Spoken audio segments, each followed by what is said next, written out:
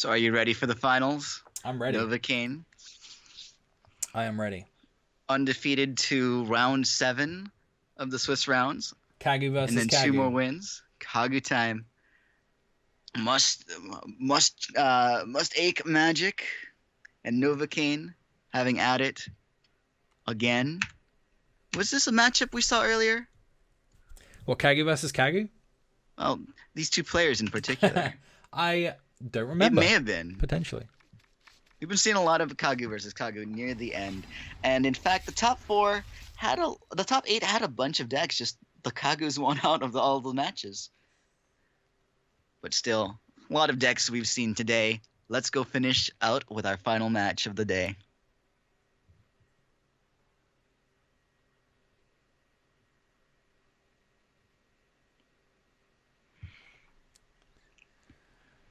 Okay, we have Exarch, Acolyte, Underworld Crusader, Fenteo, and Combination of Blood down here for Novicane. We have Rancor, Explorer, Exarch for Mustachemagic.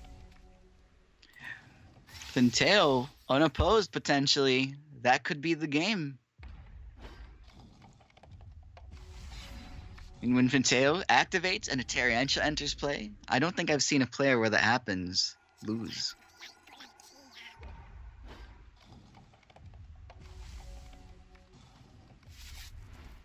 Looks like this is the first time Novicane played Mustachemagic today.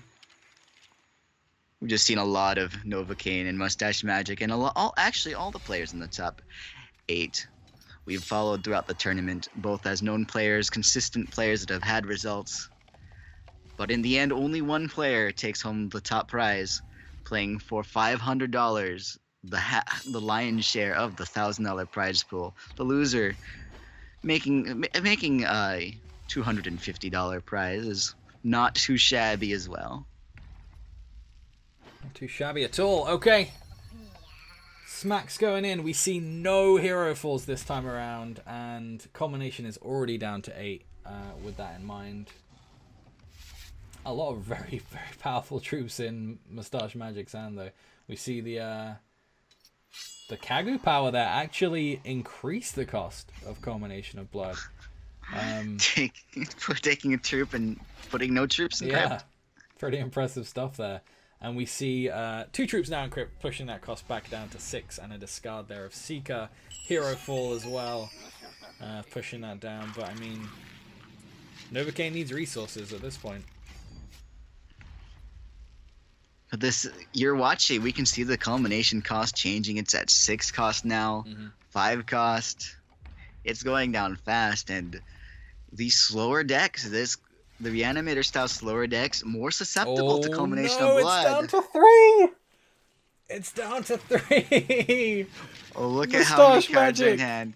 You better put your favorite cards out now. They're apparently Exarch and Cottontail It's down Explorer. to 1! Putting more cards in the crypt! Oh, isn't this the best feeling as the Culmination player? This means that not only is Culmination going to be free, but potentially he could play Fenteo the Brew Priest if he wanted to, and still can, even with that Cottontail Explorer. Oh, Culmination of Blood, you are kicking some butts today. The speed of some of these decks is a liability when Culmination is here. And double Kagalichu burying all these cards comes at a cost.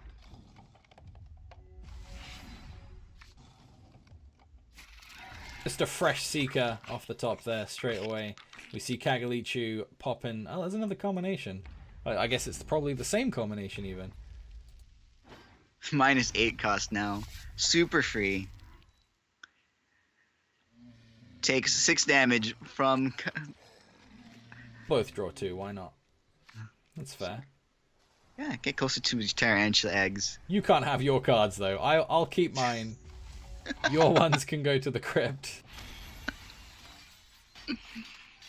Combination is such a beating. Oh my word. That card has done Novicane more work today than any other card in his deck. MVP, for sure. Even if this match isn't over, the MVP has already been called.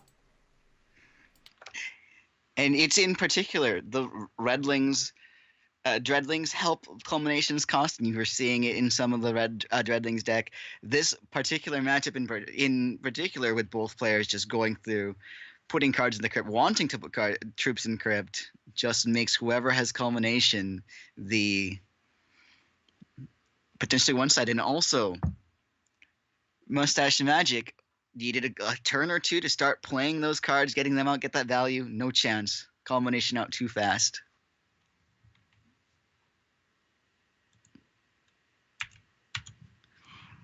So game 2, Mustachemagic on the play. Novicane is 1 game away from victory in the finals of the HEX Bash. Ooh, this time we see Mustachemagic with the culmination of blood in his hand. We see Cottontail Explorer, Rancor, and Hero Fall as well. All very good cards to have here. We see that reserves tech, the Gravebane Vial, coming in there for Novicane, along with a Poro Vyazakan, a Lackey, and a Cottontail Explorer. Good stuff. We may see the Gravebane Vial used to slow down the game, disallowing a culmination of blood if there are too many troops. We'll see if Novicane has that in mind as we begin this game. And I expect more, especially with the top 4 being all Kagalichu. I definitely expect anti-crypt tech to enter in decks from this point forth. Yeah, Gravebane Vial is definitely a good one too, just taking out the whole crypt straight away. And Blood's Favor is very good too, for what it is, gaining you health for the same benefit, more or less, especially against these Kagu decks where really it's only the troops that matter. Gravebane Vial is a cantrip, so doesn't cost you a card to play it. It's true too. And you can use it anytime.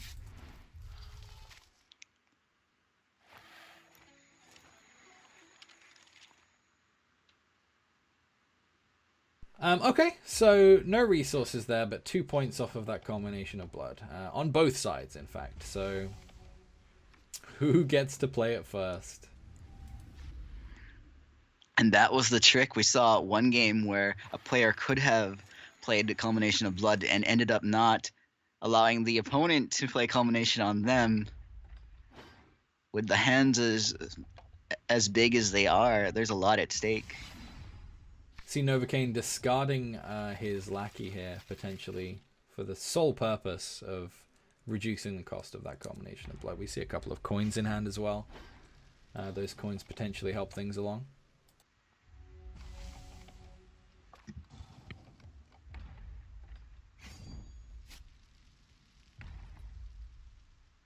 See the block. Both players very interested in getting this cost down, it seems. Both at 5. There goes the coin. Does it help? Not quite. Not quite. So this might actually be a situation here where Novicane gets to play it first. They both have it.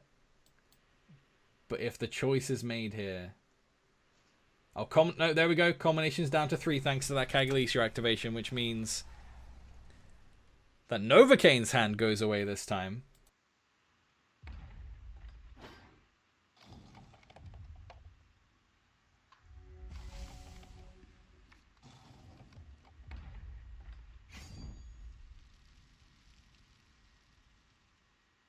He does still have that Crusader, which is definitely a benefit for him.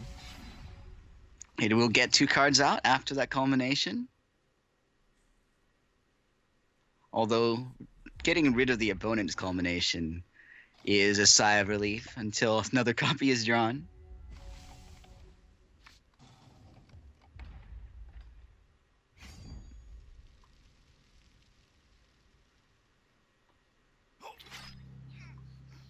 There's the Hero Fall, taking out the rest of the Crusaders, but does potentially improve the state of the game here for Novicane. It's worth noting, though, that he's only on 3 resources right now.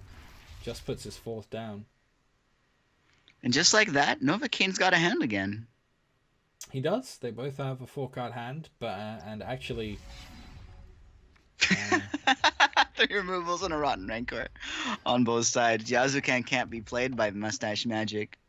Even if it could be, it probably wouldn't stick around for very long. We see the 5th resource here for Novicane, so there is potential to get back into this. Very, very real potential. The culmination was pretty brutal, but it seems to have fixed itself with no real way for either player to capitalize on it.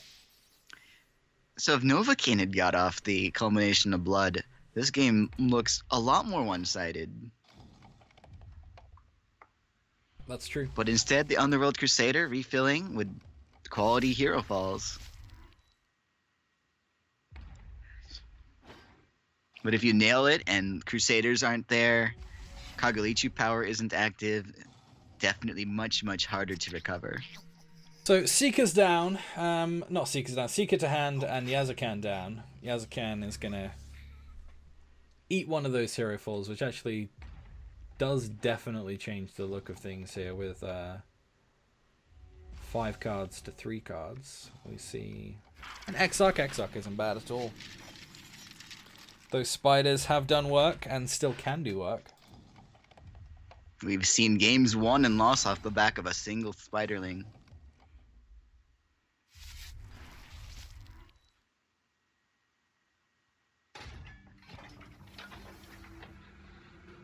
He's deciding to void it. That is interesting. Hero fall on the Seeker. Puts the Seeker in the crypt, potentially where Mustachemagic wants it, but removes the rest of them, which I suppose was probably only one, but there you have it.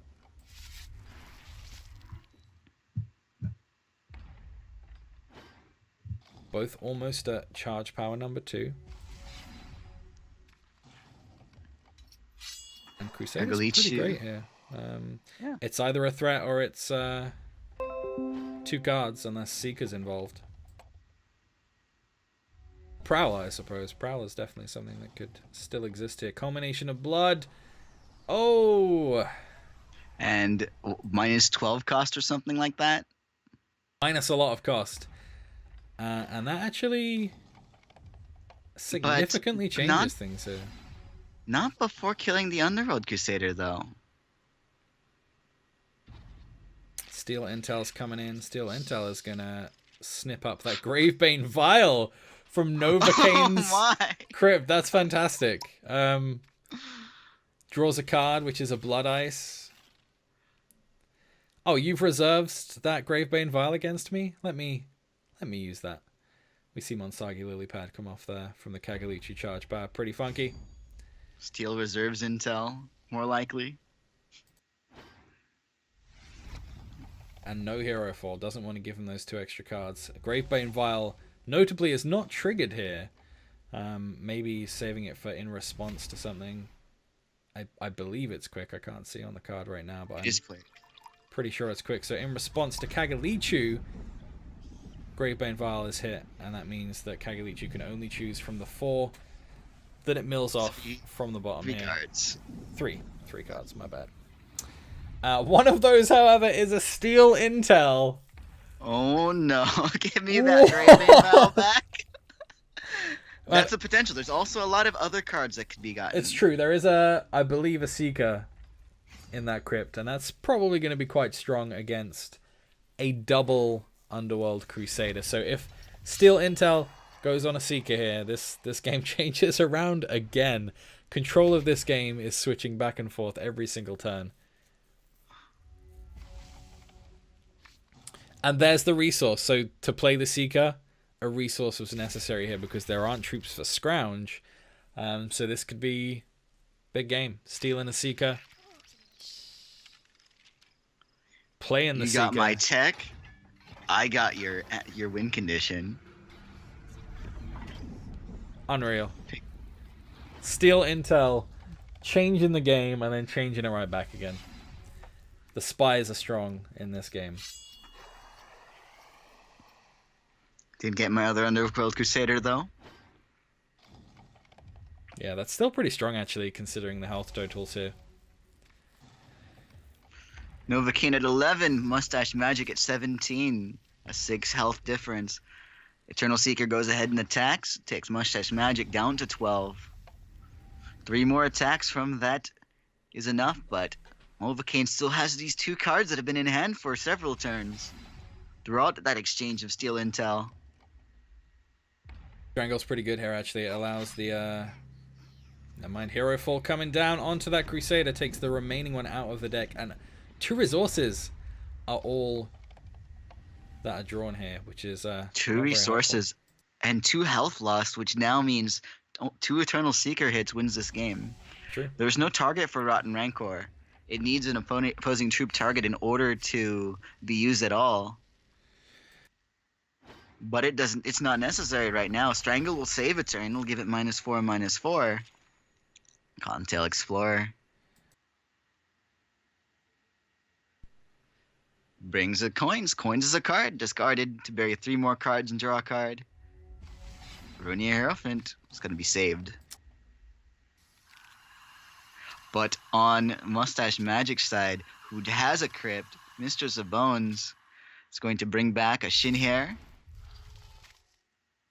Really, just a Shinhair. Really good hit there. Picking up that Yazakan is great.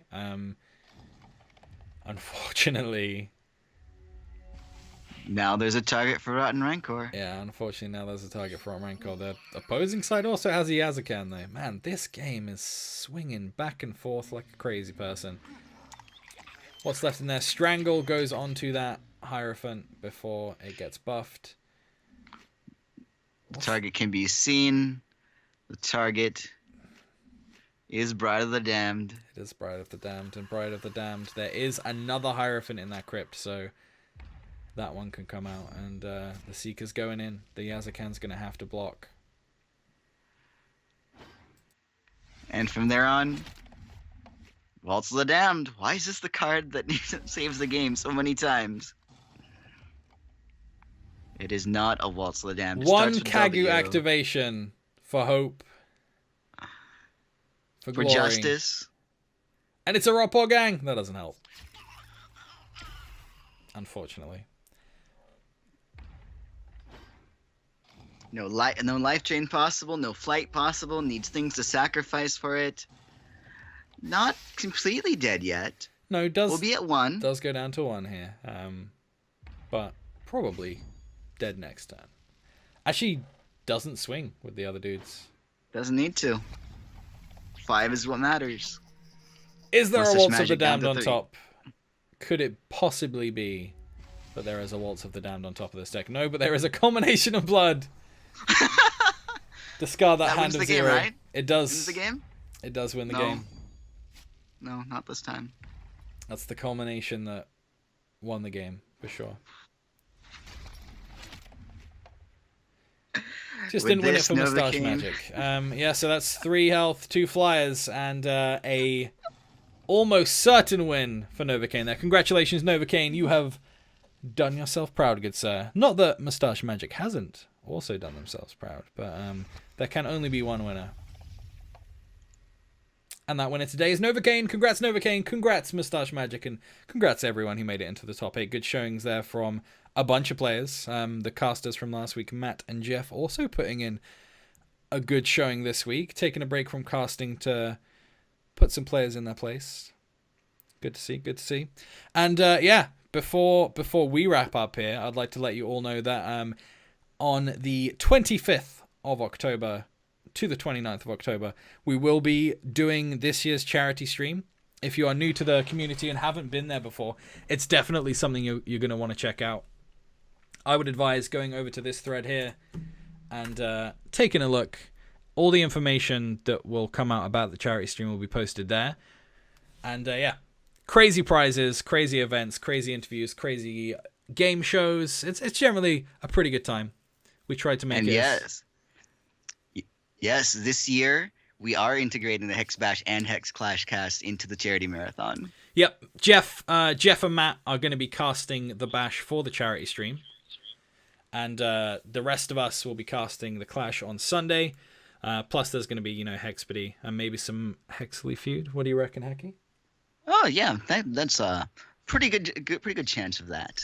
Pretty good chance of some Hexley Feud and a bunch of interviews with the Des, and there'll be prizes every single hour for you guys. There's some physical prizes too. Haven't announced this yet, but I'll announce it now.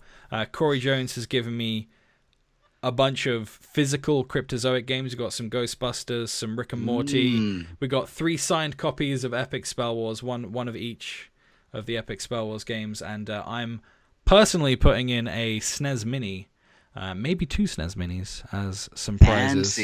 Fancy stuff. And on top of that, tons of codes, tons of sleeve codes. And if you haven't seen it yet, go to the hextcg.com main page and check out the sleeve. Every player in Hex is going to get a charity sleeve this year and a charity AA, based on Diamond's favor and a new art for Diamond's favors. Check it all out. Make sure that you keep up to date with what's going on, because you probably maybe book those days off and stay up for 4 days at a time.